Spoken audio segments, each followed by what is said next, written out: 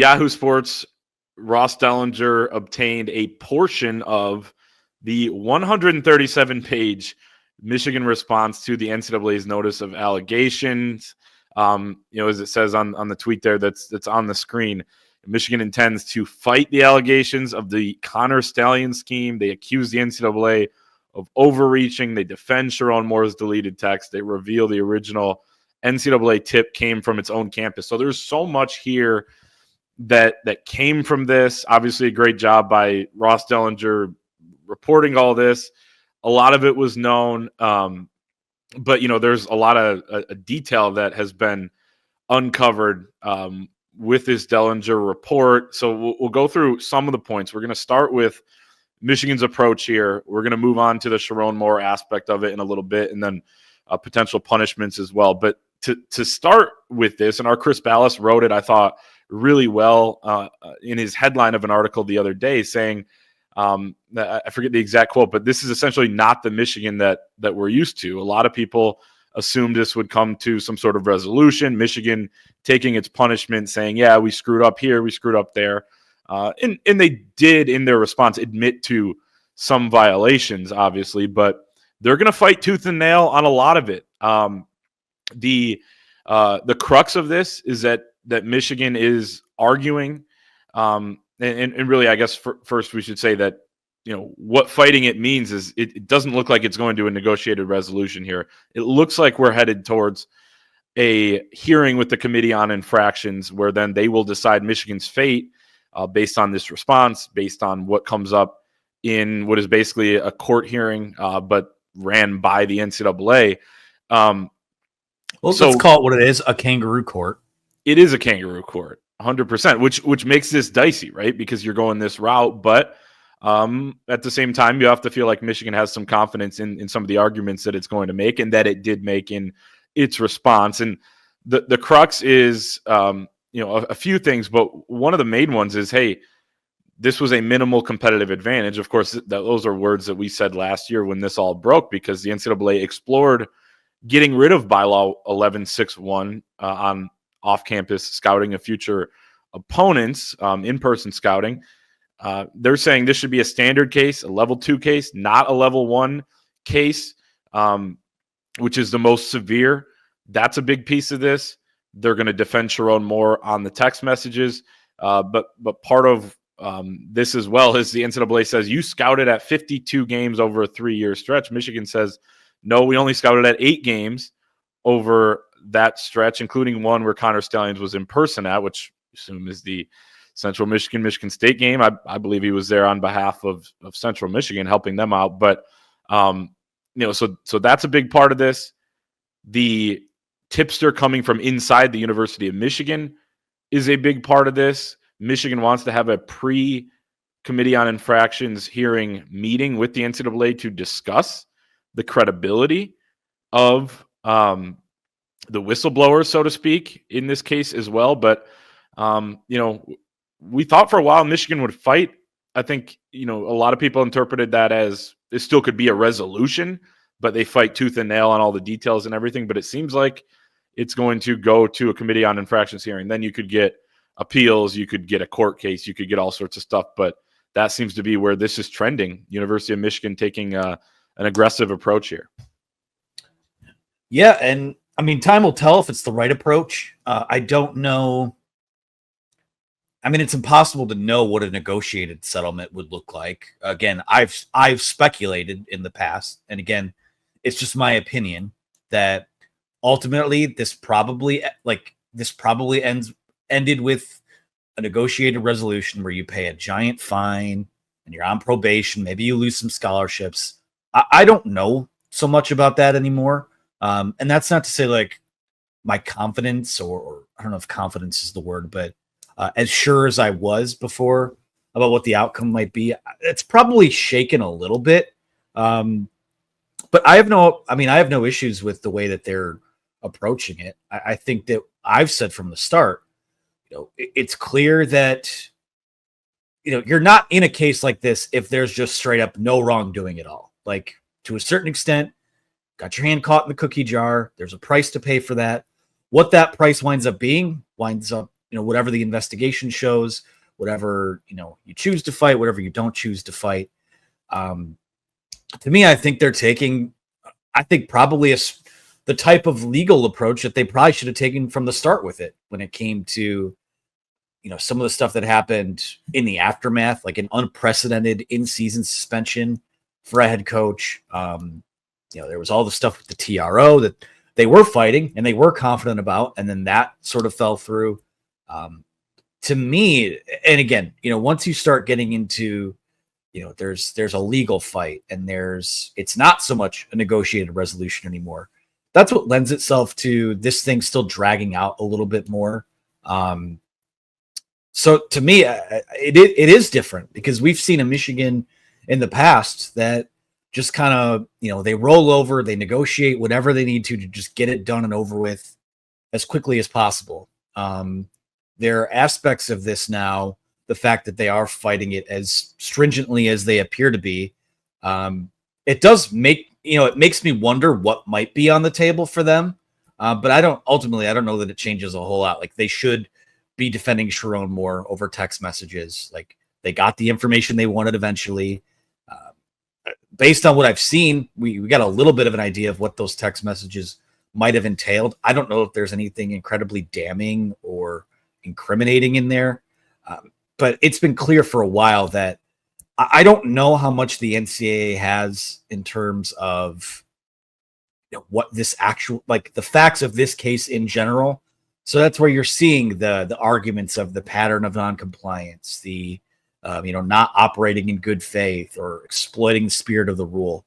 Those are all things that I think if you get lawyers involved here, I think that's obviously going to be something that plays out over a long period of time. So it's a lot of words to say.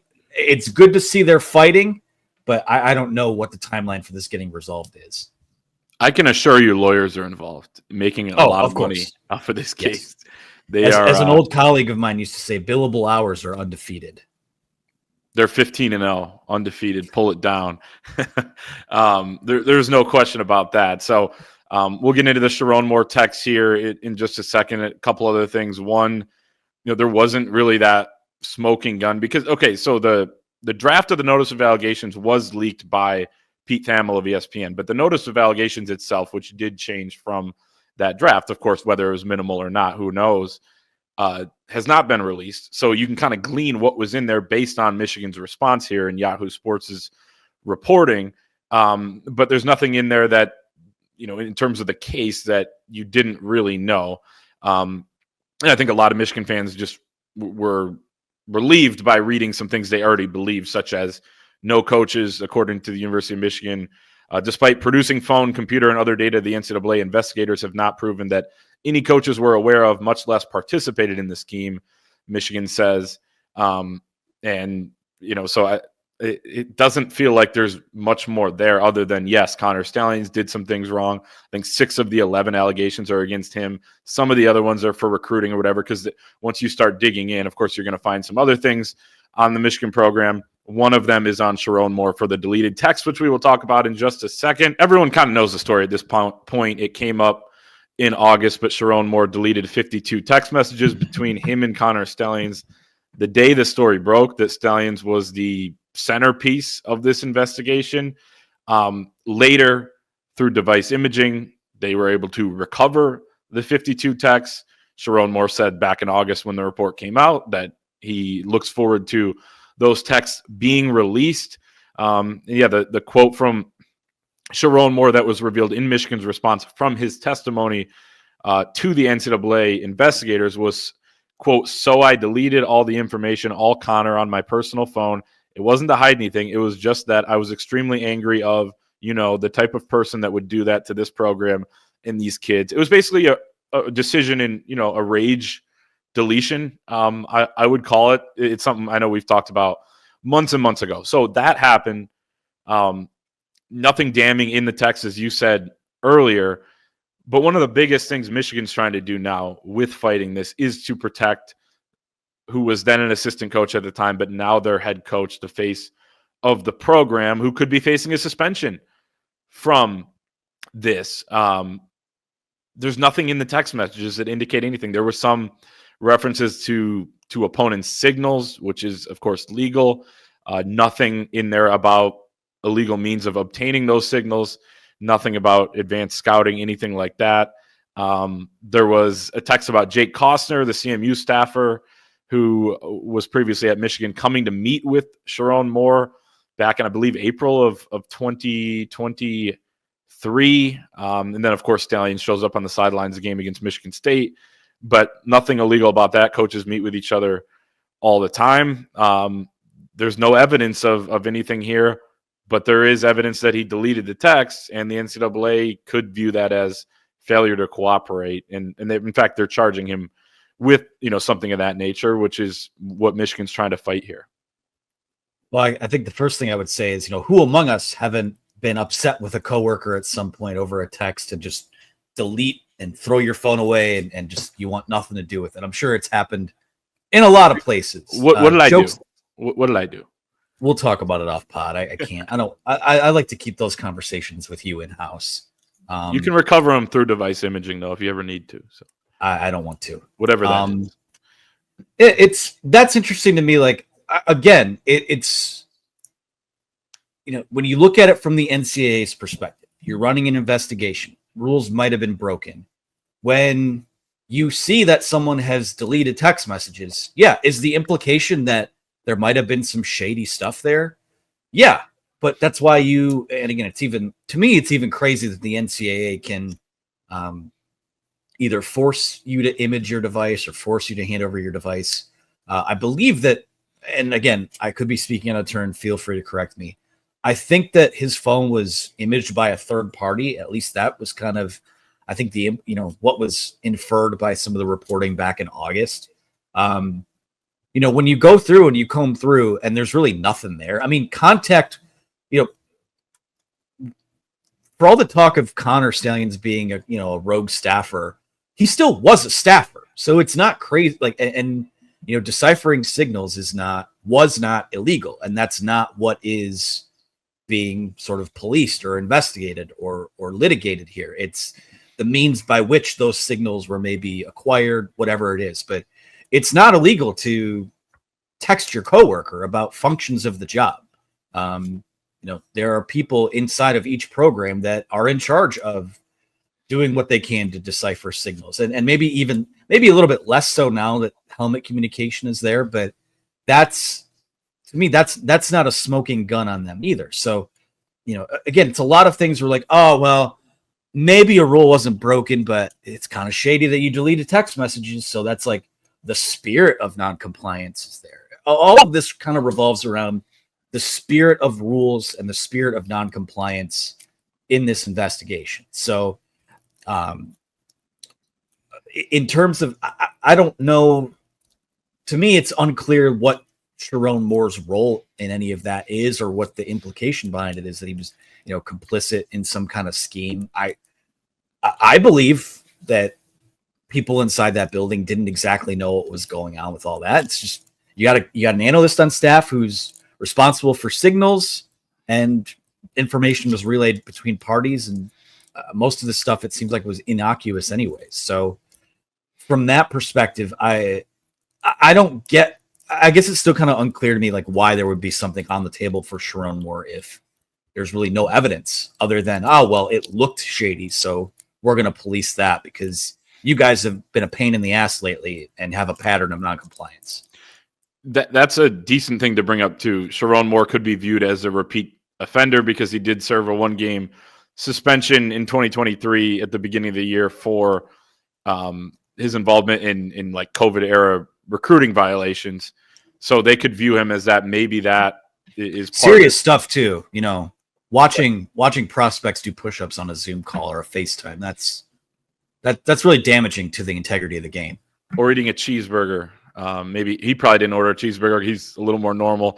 Probably wouldn't get one for breakfast, but eating some sort of meal with a recruit in 2020. And of course, you hear stories around the country about them doing it. Of course, they weren't supposed to do it. But that's, you know what? If they weren't supposed to do it, that's fine. You got caught, serve your penalty, whatever it is. But then to become potentially a repeat offender for not cooperating with the investigation, right? The NCAA's big thing is cooperation because they don't have subpoena power. The schools technically do, not technically, they agree to be a part of the NCAA. Like the NCAA is the schools that are there. And again, they don't have the power to subpoena. So you have to cooperate. And some people would argue they have more power than the government because you have to literally do everything they say. I mean, they were trying to get Jim Harbaugh to hand over 6,000 emails or whatever it was in like a 1 week span without reviewing all of them, just for the cheeseburger gate thing. So they do have a ton of power. They don't like when you don't cooperate, and that seems to be what they view this as. There was another thing in there, like as you said. I mean, doesn't seem like Sherrone Moore was involved or had any knowledge of it. I mean, there's no evidence of it. So, I mean, as far as an investigation goes, he wasn't. And same with the other coaches. There was an interesting thing about Chris Partridge, who ended up being fired for not following Michigan's ordinance to not discuss the investigation with anybody. That one manager was told to like go scout Georgia. And then the manager went to Partridge and said, hey, I don't want to do this. Partridge went to Stallions and said, hey, this guy's not going to be part of your stupid sign stealing thing, or something like that was the quote. But that's not you can scout opponents that aren't on your schedule. That is completely legal. You can scout potential playoff opponents in person. So Stallions could have gone to a game if he wanted to. So that, as far as Chris Partridge is concerned, does not indicate knowledge by him that anything was going on, because the kid just didn't want to be a part of something that's legal, which is scouting an opponent not on your schedule. So again, there's really no knowledge or no evidence there that any coaches were involved or had any knowledge of it.